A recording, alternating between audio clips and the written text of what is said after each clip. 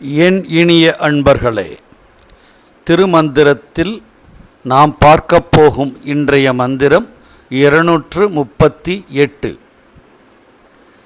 கல்லா அரசனும் காலனும் நீரொப்பர். கல்லா அரசனின் காலன் மிக நல்லன். கல்லா அரசன் அறம் ஓரான் கொல் என்பான்.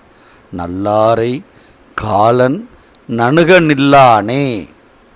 கல்வி அறிவு இல்லாத அரசன், உயிர்களை கவரும் யமன், இருவரும் ஒன்றேதான். இருவர்க்கு இடையேயும் வேறுபாடே இல்லை என்பது மட்டும் அல்ல, முட்டாள் அரசனை விட யமன் மிக நல்லவன்.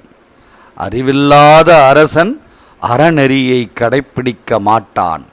நியாயம் அநியாயம் உணரமாட்டான்.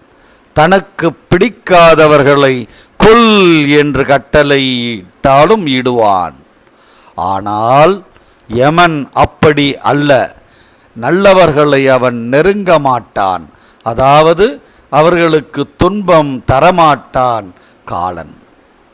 இதைத்தான் அவர் அரசனோடு ஒப்பிட்டு கல்வியின் உண்மையை வலியுறுத்துகிறார், கல்வியின் அவசியத்தை வலியுறுத்துகிறார், ஆட்சி முறையை பற்றியும் சொல்கிறார்.